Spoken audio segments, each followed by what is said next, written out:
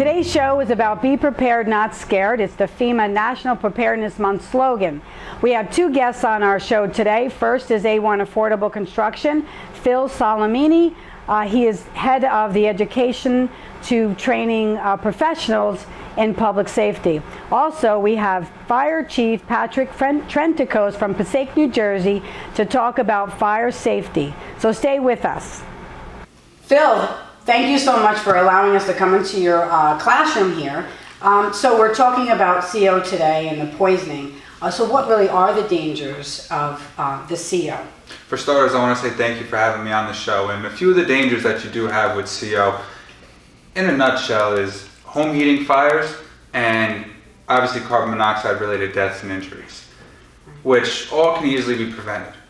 Now, what occurs is the heating fires that you have from fireplaces, you have about on a national average, I believe over 25,000 home heating fires related to fireplaces alone per year, adding up to hundreds of millions of dollars in property damage. As far as CO related deaths as well, I believe it's anywhere from 200 to 300 per year, and countless amount of people are hospitalized from it. It's just a very common thing that honestly it can all be prevented. Right, so how does, what is prevention? So how does one prevent the issues with home heating fires? So what's the prevention? What has to happen? Well, you definitely need to have your chimney inspected once a year. And that's actually, it's a national code in accordance with the National Fire Protection Association. And they require that chimneys and vents shall be inspected once a year. Now what that inspection does for you is it allows you to just see what's going on, because things do change from a year, 2 years time, and it allows a professional to come out to your home and take a look at your chimney. A lot of chimneys, people have a common misconception that if they don't have a fireplace, they don't have a chimney. And whereas a lot of people are under that understanding, myself as a professional, I understand that you have a furnace as well, and that furnace is venting through a chimney also. Right, so sometimes the furnace is used and so is the fireplace using the same chimney. I mean, we're sitting here with a chimney, there's two flues here, but there's two chimneys here, so I know that you can kind of see we have a furnace, but what are we looking at here? What am I sitting So now what you're looking at This is a training center, I get it, we're not all going to see this. But what are we looking for? Just tell me, what is this stuff? So what you're looking at here, this side here represents a fireplace flue. And this side here represents a heating flue. Okay. Now the difference between the two of those is this is a fireplace that you would burn a log set of wood, and it vents up naturally. This side here would be connected to a furnace or a hot water heater, multiple appliances, singular appliances, and what that does is they're both used for venting purposes, and they're both natural draft. Right, and now there's codes for all this. Yes. So now how does one get their chimney inspected? Well, what they would do is they would reach out to a professional, have a professional come out to the home, have somebody do a safety inspection, put a ladder up on the roof, take a look at the interior, the exterior, take a look at the base, make sure that everything is venting safely. Now if you look here at the inside of this chimney too, years ago, 30, 40, 50 years ago, chimneys are constructed with this clay. They're clay terracotta flues. They're actually about 2-foot sections, and chimneys range anywhere from 20 to 30 feet. Now, when these chimneys were stacked on top of each other. So when these chimneys were built, these 2-foot sections that actually weigh 32 pounds approximately per section, depending on sizes, because they all do come in different sizes. They're stacked on top of each other, bonded together by less than an inch of cement. Most of these chimneys are constructed in a day, 2 days, maybe 3 days time. Now, as you stack these clay flues on top of each other, logic will tell you what happens to the cement inside of the joint when you have 100 pounds, 200 pounds just sitting down on top of this less than an inch bit of cement. So that's leakage, and that's where the CO is coming out of. Yes. So that's what's happening. It's like people are dying. It said, the CDC says 430. If I divide that by 52, that's every day. Someone is dying from CO poisoning in the home or in a car or whatever. But so what needs to happen? Like these are for, you're saying like older houses. Older houses have this type of construction, and so what happens? Like how does somebody know that they need? Is it a tragedy has to happen first? It's more so reactive than preventative. Okay. Constantly, you know, you have certain things that do occur. Is it'll be in the middle of winter, and your furnace will clog up, it'll shut down, because thankfully there are kill switches on some of these appliances that when there is a backdraft and something is coming back into the home, they will shut down.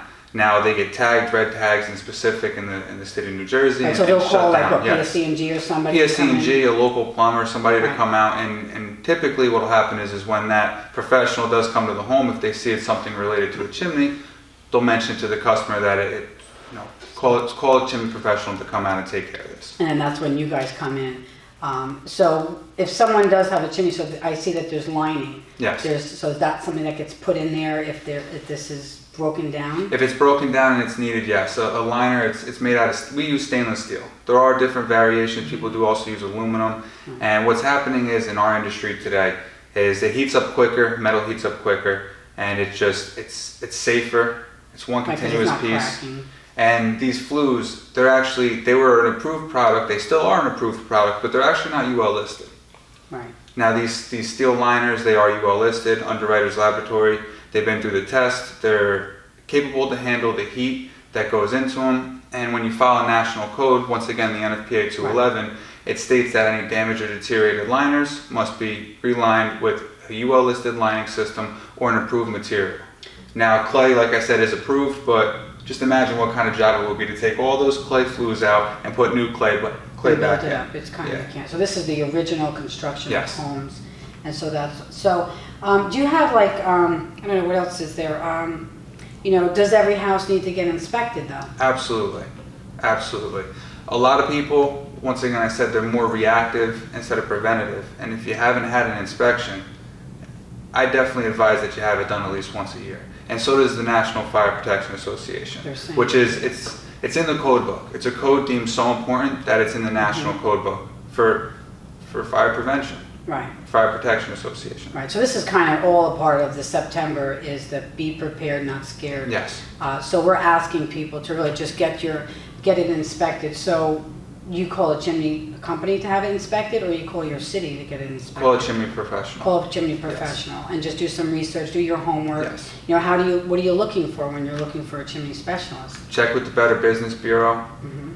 Call the Attorney General. You can check with the CSIA. Read the reviews online. Right. Make sure that you have a professional come into your home, because you are dealing with the carbon monoxide, home heating fires, and you don't just want anybody touching it. Right. You want somebody who really knows what they're doing, a professional, somebody who is educated in this industry, knows the codes, knows the standards, knows what has to be done, and knows how to protect yourself, your family, and your home. Mm-hmm. Yeah. So this is a furnace. This is our chimney flue. So you've been in business a really, really long time. You are the leader in chimney specialists.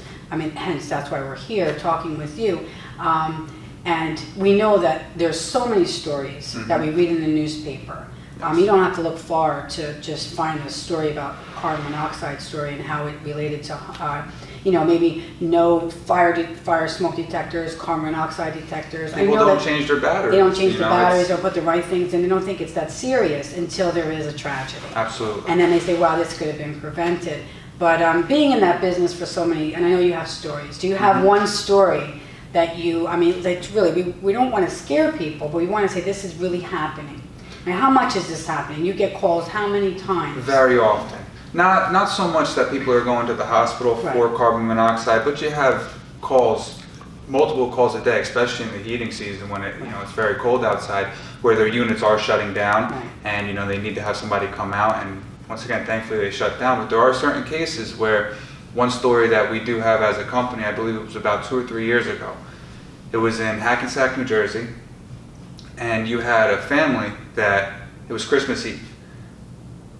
Their relatives were coming from out of state, and they called the family, and nobody was answering the phone. So the relatives, they went to the home, and they seen everybody's car was in the driveway, and once again, nobody was answering the phone. So concerned, it's a concerning situation. They start to look around the house, and they seen the family on the living room floor actually passed out from carbon monoxide. And thank God, because if the family wasn't coming there, who knows what could have happened. Now there was no fire. No. So nobody, neighbors, nothing. So that's why they call it the silent killer. So wow. So the whole family was so what happened? They ended up going to the hospital.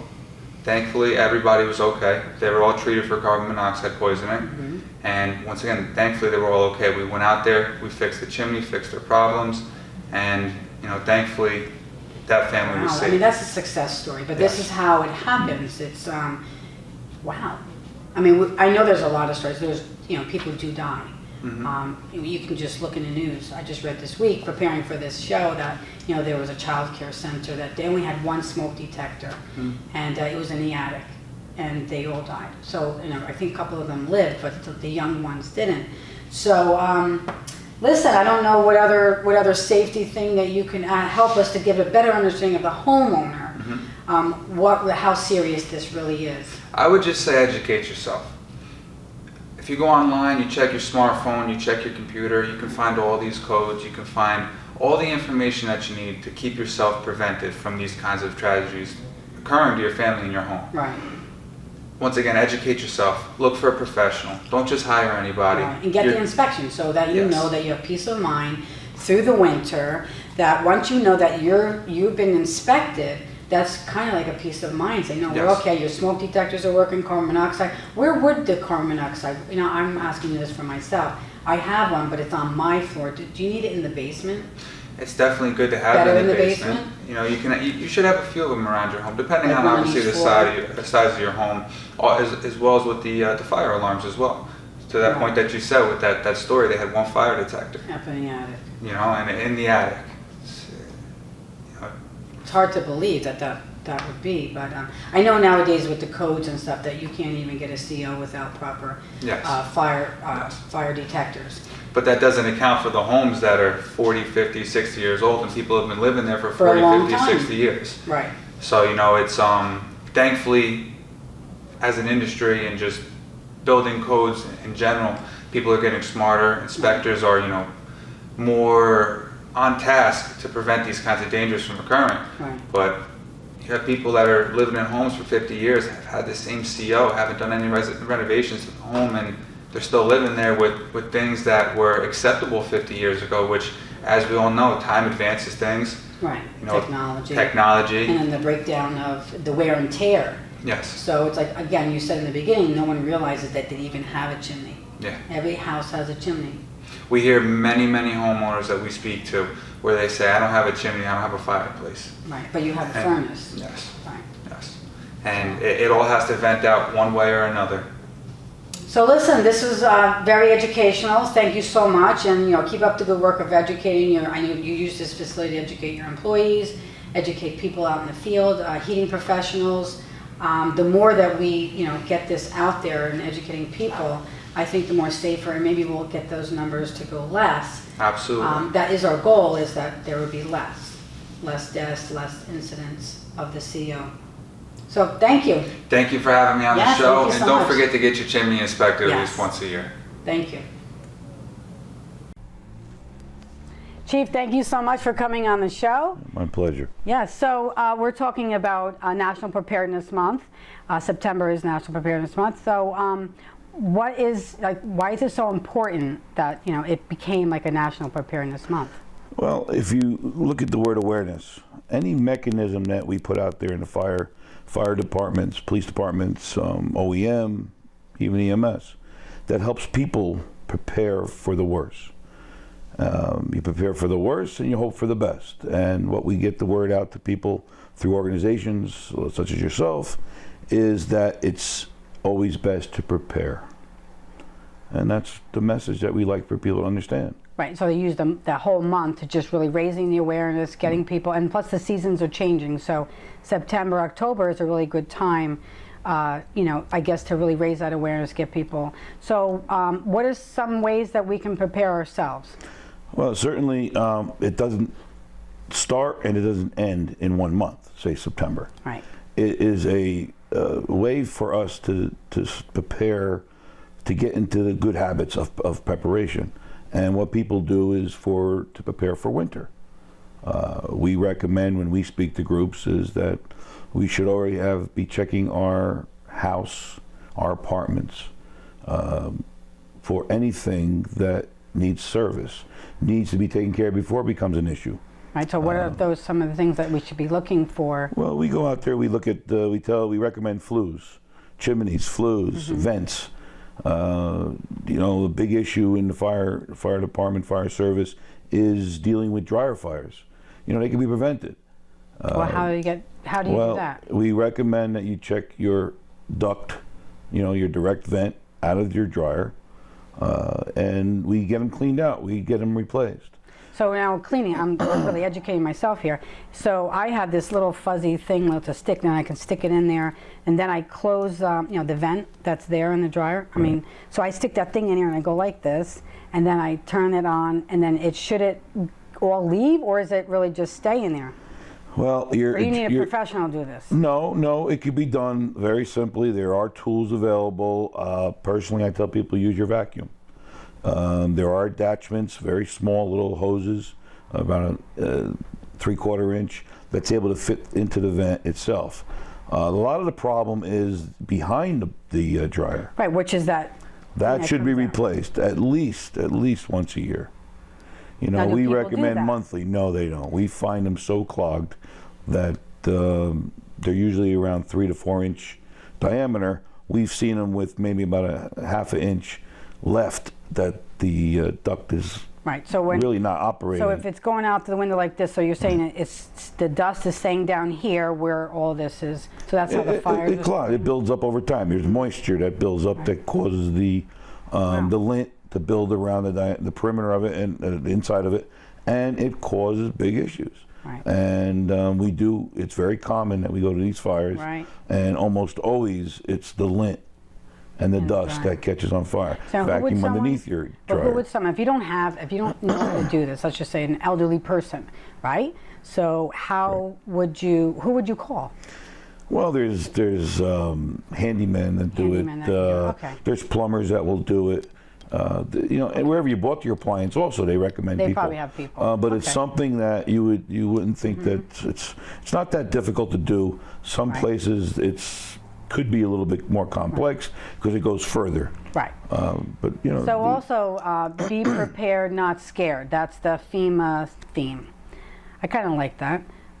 But be prepared, not scared. Now, when you hear the word scared of what? Well, it could be anything. Losing power. You know, people are, especially since Sandy, we do fear losing our power for a week. You know, some cases it was 10 days to 2 weeks.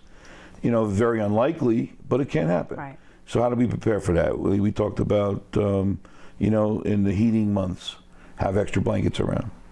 Okay. You know, we never ever want people to use candles, flashlights, extra batteries.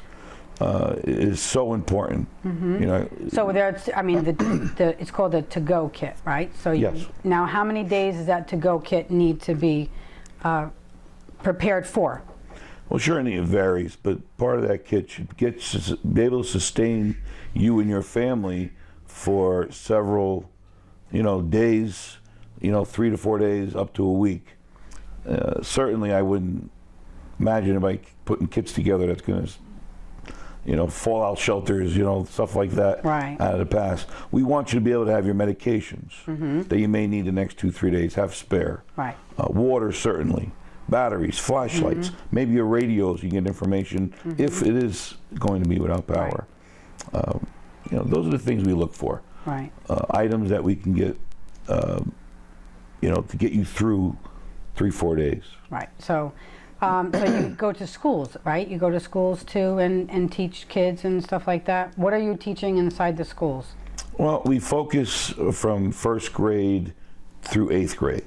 Certainly, we don't stop there. You know, we have programs of juvenile fire setters that we try to get into the younger kids to show them the difference. You know, basically right or wrong.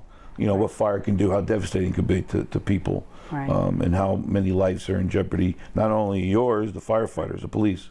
You know, certainly we work very hard to get the message out. But we also go to senior citizens. We go to co-ops, condos, Talk. townhouse organizations that invite us in, and we make it a year-round event. Right. You know, September helps us with preparedness, October helps us with fire prevention, Right. and this is what helps. It's a mechanism for us to get the word out and to continue to put the word out. And I know that in our area here, Clifton, Passaic, in our local area, I think even Wayne, Toto, or that area, we're big on our CERT teams. So being CERT certified, I actually am CERT certified for here in Clifton. And I learned a lot. Learned how to put out fires. I learned things. I even had to shut off a Passaic NJ. I hope I remember. If I need a freshen It up. goes with it, it's on. It goes Right. across, it's off. Oh, that's a good one. Okay, to remember that. And so, in your city, you have a CERT team, correct? Yes. Right. So, for another storm like Sandy, the CERT teams are prepared to go out to the neighbors. Right. That's kind of what the main. Right. the They do a main lot of thing. training, a lot of A lot of certification, training. as you know. Right. And then we're telling people to make those kits. So fire prevention month is October. It's October. We actually, Fire Prevention Week, Is we have October. activities that cover the entire month. So you're all over the place. So that's when we want people to change their batteries in their smoke Well, detectors. certainly we always emphasize that, but today we recommend the 10-year smoke detectors. Yes. There's programs in every city that if you can't afford one, we will get one for you. Right, You know, if you there's can't organizations and grants that we receive a certain amount each year. Right. And we go out there. We won't install them for you, but we'll certainly instruct you how to do it. Right. The Red Cross, another great mechanism. They give thousands away each year, and they last for 10 years. You put Yeah. the date on it, you install it. Now, how do you you're inquire one? Because I just bought another one. So I think I bought a pack of 3. Yeah. But hey, I could have got them for free. Yeah, I mean the Red Cross will come out to your neighborhood. Okay. They canvass the area. So when they come out, and they'll do single-family homes, up to 3-family owner-occupied, that the owners live in the dwelling. Okay. You know, if not, we can't certainly Can't do do it renters. for renters. Okay, so I see. The renters should be going after their landlords. Have the landlords to get that. And certainly, if it doesn't work out for them, call the fire department. We're there to help. We will make sure that they're That put you in. have one. Yes. Right. So now we were just talking about carbon monoxide. So those carbon monoxide detectors, I know they're sensitive though. So I know that for myself when it gets, I don't know, sometimes it just goes off and it's nothing really, but to reset it, it's easier to say, hey, forget that thing. But it really is saving lives. So where do you put them? Where is a good place to put those carbon monoxide? Well, they're most common today. Certainly, when they first came out, they were the plug-ins. Yeah, the plug-in. Now, again, with the 10-year batteries, they're more sensitive to actual CO detection. It doesn't have so many of the false readings. If Right. it does go off today, you have an issue. Really? It might have been a very minor issue. It Right. could be a late ignition from your dryer or something that got into the air that is not going to affect your health, but it was something that picked up. It's something certainly to look into. Right. We tell people, you know, don't just put it outside. Right. It went off for a reason. Yeah, that's Call like, us, okay. call PSC&G, get us out there. We're there to serve. We want to make sure that everyone can get a good night's sleep without worrying about, oh, did I do the right thing? Call us. We'll be out there. We'll go check it out. So if you're unsure, is it contact the fire department? Do you Every day call? people call us, and call we're us? glad to help.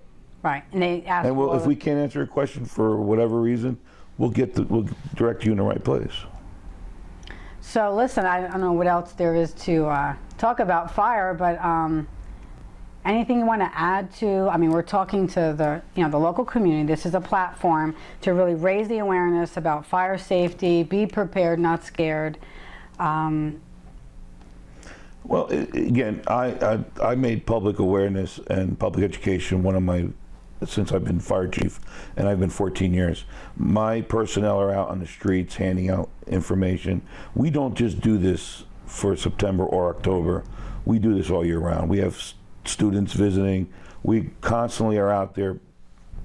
You know, we want people to be safe, and it's good to have Awareness Month. It's good to have Fire Prevention Week, but people have to understand it's something you need to do all the time, Right. and you need to practice. Good practice habits in your home. Know your way out. Know your, if you're a family, have a meeting place. Have a big oak tree out front. Don't go back in your house for any items, anything.